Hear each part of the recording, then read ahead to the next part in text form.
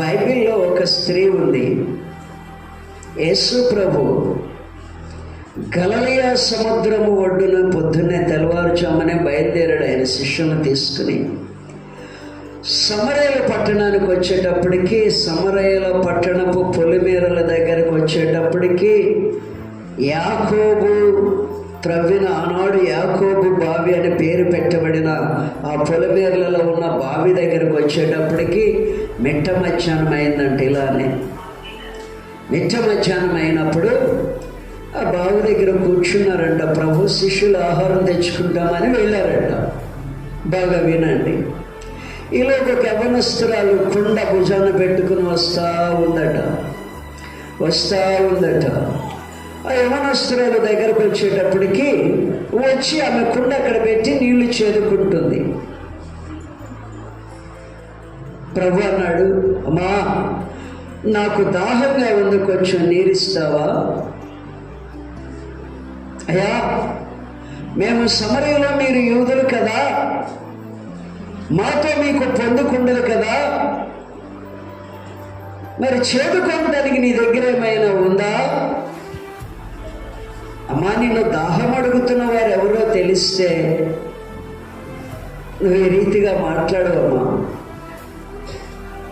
అయినా నేనిచ్చే దాహమును త్రాగేవారు అన్నటన్నిటికీ తప్పుకొనరమ్మా అని ప్రభువు చెప్పేటప్పటికి, అయ్యా ఆ దాహం నాకు ఇయ్యయ్యా, ట్రిప్పుకి కడవ తీసుకుని ఇక్కడికి రాకుండా నువ్విచ్చే దాహం ఎన్నటన్నిటికీ తప్పుకొనరన్నావు కదా, ఆ దాహము నేను త్రాగి దప్పిక తీర్చుకుంటానయ్యా అన్నట్లు ఆ స్త్రీ అడుగుతూ ఉంది.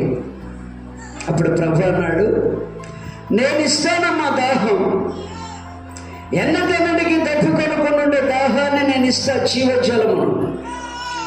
అయితే నువ్వు వెళ్ళి నీ భర్తను తీసుకొని రా, నీ పెనిమిటిని వెంటబెట్టుకొని రా, మీ ఇద్దరు కల్పిస్తా. నాకు పెనిమిటి లేడే. ఏం సమాధానం చెప్పింది? నాకు పెనిమిటి లేడే. ప్రభు అంటున్నాడు, నీకు 5 భర్తలు ఉన్నారమ్మా. ఆశ్చర్యంగా, అద్భుతంగా అంతే చూస్తూ ఉంది. అమ్మా, నీకు 5 భర్తలు ఉన్నారు, ఇప్పుడున్నవాడు కూడా నీ భర్త కాడు అని ప్రభు తేల్చేస్తాడు. ఇప్పుడున్నవాడు కూడా నీ భర్త కాదు అని నా ప్రభు తేల్చేస్తాడు. ఒకసారి దేవునికి స్తోత్రం చెప్పండి. హల్లెలూయా. వెంటనే కడవ అక్కడ పెట్టింది. నువ్వు నిజమే చెప్పావయ్యా అని ఊరిలోనికి పరిగెడతా ఉంది.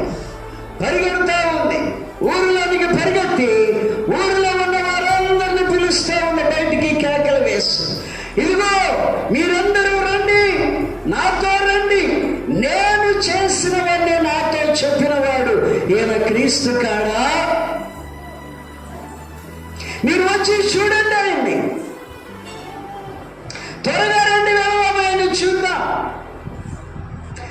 మీరు వచ్చి చూడండి, నేను చేసినటువంటి ప్రతి చెడ్డ పనిని, ప్రతి చెడ్డ కార్యమును ఈరోజు బట్టబయలు చేశాడు నా కళ్ళ ముందు. ఆయన క్రీస్తు కాడా? ఏమని చెప్పిందండి? నేను చేసినవన్నీ. ఆమె రహస్య జీవితం అంతా బయటికి తీస్తే ఆమెలో, దేవునిలో ఉన్న జీవజలం వెళ్ళి ఏమి చేస్తుందంటే ఆమె జీవితాన్ని బాగు చేస్తుంది, యథార్థతను ఒప్పుకుంటుంది, యథార్థ